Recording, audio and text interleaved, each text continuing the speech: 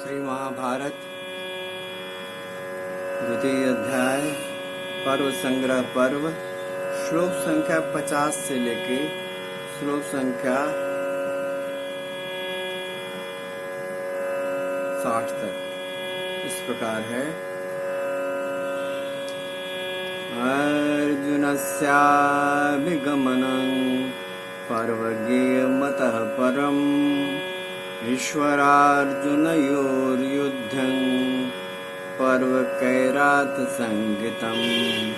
इसके बाद अर्जुना भी गमन पर्व जानना चाहिए और फिर कैरात पर्व आता है। इसमें सर्वेश्वर भगवान शिव तथा अर्जुन के युद्ध का वर्णन है। इंद्रलोकाभिगमनं पर्वज्ञेयमतः परम् नलोपाख्यानमपि च धार्मिकं करुणोदयम्। तत्पश्चात इंद्रलोकाभिगमन पर्व है, फिर धार्मिक और करुणोत्पादक नलोपाख्यान पर्व है। तीर्थयात्रा ततः पर्व पुरुराजस्य धीमतः जटासुरवधः पर्व यक्षयुद्धमतः परम्। तदंतर बुद्धिमान पुरुराज का तीर्थ यात्रा पर्व, जटासुरवध पर्व और उसके बाद यक्ष युद्ध पर्व है। निवात कवचैर्युद्धं पर्व चाग पर्व चाजगरं ततः मार्कण्डेय समास्या च पर्वानंतरमुच्यते। इसके पश्चात निवात कवच युद्ध, आजगर और मार्कंडेय समस्या पर्व क्रमशः कहे जाते हैं। संवाद दश ततः पर्व द्रौपदी सत्यभामयोः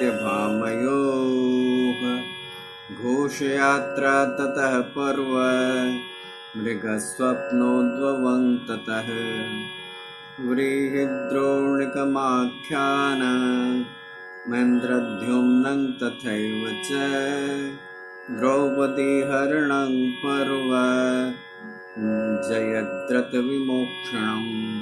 इसके बाद आता है द्रौपदी और सत्यभामा के संवाद का पर्व।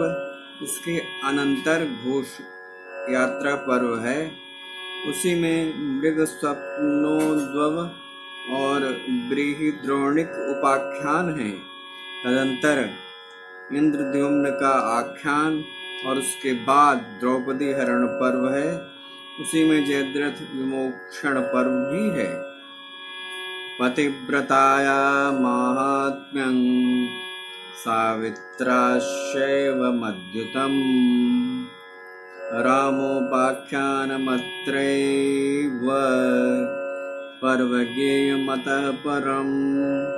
इसके बाद पतिव्रता सावित्री के पातिव्रत का अद्भुत महात्मा है। फिर इस स्थान पर रामोपाख्यान पर्व जानना चाहिए।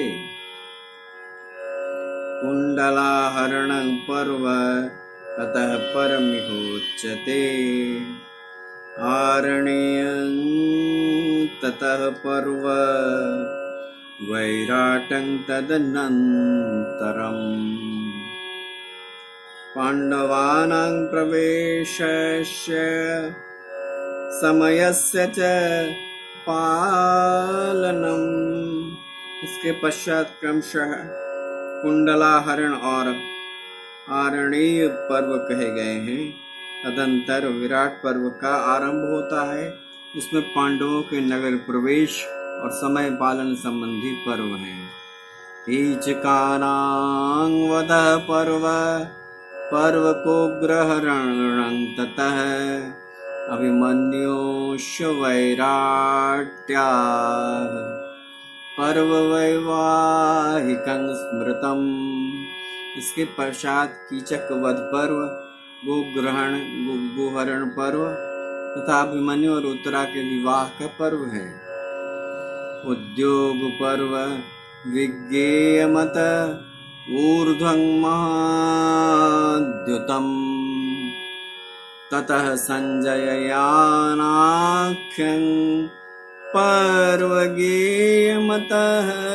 परं प्रजागरं तथा पर्व धृतराष्ट्रस्य चिन्तया पर्वसानत्सु जातं वै गुह्यमध्यात्मदर्शनम्। इसके पश्चात परम अद्भुत उद्योग पर्व समझना चाहिए। इसी में संजय यान पर्व कहा गया है। तदंतर चिंता के कारण धृतराष्ट्र के रात भर जागने के संबंध वाला प्रजागर पर्व समझना चाहिए। तत्पश्चात वह प्रसिद्ध सनत्सु जात पर्व है, जिसमें अत्यंत गोपनीय आध्यात्म दर्शन का समावेश हुआ है। अभी आप श्री भागवत श्री महाभारत का पाठ सुन रहे थे। ये महाभारत का पाठ द्वितीय स्कंद से द्वितीय अध्याय पर्व संग्रह पर्व से लिया गया था और आपने इसका अर्थ भी सुना। महाभारत के बारे में भैया कहा जाता है कि जिस घर में महाभारत रहता है उस घर में कलेश होता है, क्लेश होता है। ऐसा है नहीं, वस्तुतः ये बात नहीं है। महाभारत में तो इतिहास है, जिस घर में इतिहास रखा जाए वहाँ क्लेश होना चाहिए, ऐसा नहीं होता है। महाभारत इतिहास है। महाभारत ऐसा ग्रंथ है, कहा जाता है कि जो महाभारत में नहीं है वो कहीं नहीं है। ऐसे अद्भुत ग्रंथ, ज्ञान के अपूर्व खजाने को घर में रहने से कलश तो हो नहीं सकता है। इसे रहने से शुभ ही शुभ होगा। इसलिए महाभारत घर में रखिए भी, महाभारत का पाठ सुनिए भी, मंगल ही मंगल होगा, कुशल ही कुशल होगा, आनंद ही आनंद घर में आएगा। क्योंकि भगवान की कथा भी इसमें है।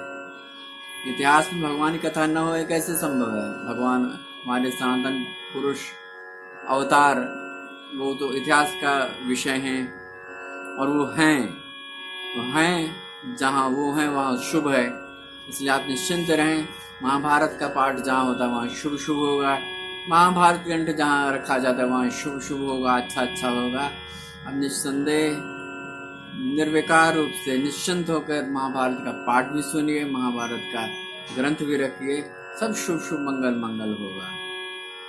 और महाभारत के अभी आप पाठ से सुन रहे थे विभिन्न पर्वों का वर्णन, जिसमें विषय का उल्लेख था। इसे निश्चित रूप से सुनिए। यदि आपने मेरा चैनल यानी कविंद्र मिश्रा का चैनल सब्सक्राइब नहीं किया है तो कृपा करके इसे सब्सक्राइब कर दीजिए। यदि आपने कविंद्र मिश्रा का चैनल लाइक और शेयर भी नहीं किया है किसी भी कारणवश तो उसे लाइक और शेयर भी कर दीजिए। और यदि बेल आइकन नहीं दबा पाए हैं तो दबा दीजिए भैया, देर मत करिए। क्योंकि मेरे द्वारा प्रस्तुत ये जो प्रस्तुति है वो घर घर पहुँचे, सनातन धर्म के पवित्र ग्रंथों का पाठ घर घर पहुँचे, हर हिंदू परिवार में पहुँचे, हर घर में पहुँचे। मैं तो कहता हूँ तो जिस घर में ये पहुँचेगा वहाँ शांति और आनंद और ऐश्वर्य का साम्राज्य स्थापित होगा, ऐसा मेरा मत है। और ये ग्रंथ ऐसे अद्भुत हैं कि जहाँ रखे जाए वहाँ प्रभाव छोड़ते ही हैं, जहाँ सुने जाए वहाँ प्रभाव छोड़ते ही हैं। तो निश्चिंत होकर इसे रखिए और उसका पाठ सुनिए। मेरे द्वारा प्रस्तुत इस पाठ में आप श्री महाभारत, श्री रामचरितमानस, श्रीमद्भागवत महापुराण, श्री कृष्ण स्तोत्रम, श्रीमद् भगवत गीता और भी ग्रंथों का पाठ सुन सकते हैं जो भविष्य में आपके सम्मुख रखूंगा। आप सुन के आनंद लीजिए। ऐश्वर्य के अगाध समुद्र में डुबकियां लगाइए, आध्यात्मिक और भौतिक दोनों ऐश्वर्य के, और आनंद से भरिए। और आइए मेरे साथ, कलयुग केवल नाम आधारा, कलयुग में नाम ही आधार है, गोस्वामी तुलसीदास ने कहा है। और इस कलयुग के नाम के आधार का गायन हम लोग करें। मेरे साथ सब मिला के बोलिएगा, बड़ा आनंद आएगा। ओम नमो भगवते वासुदेवाय, ओम नमो भगवते वासुदेवाय, ओम नमो भगवते वासुदेवाय। आपके जीवन में ऐश्वर्य और आनंद का साम्राज्य स्थापित हो। आपके हृदय आकाश में भगवान श्री कृष्ण विराजमान रहें। आपके जीवन में शुभ शुभ हो और भगवान की कृपा अशुभों का नाश कर दे। भगवान की कृपा सदैव आपके साथ रहे। इस मंगल कामना के साथ मेरे साथ स्वर से स्वर मिलाकर, आनंद से आनंद के स्वर को मिलाकर बोलिए जय श्री कृष्ण, जय श्री कृष्ण, जय श्री कृष्ण, जय श्री कृष्ण, जय श्री कृष्ण, जय श्री कृष्ण, जय श्री कृष्ण।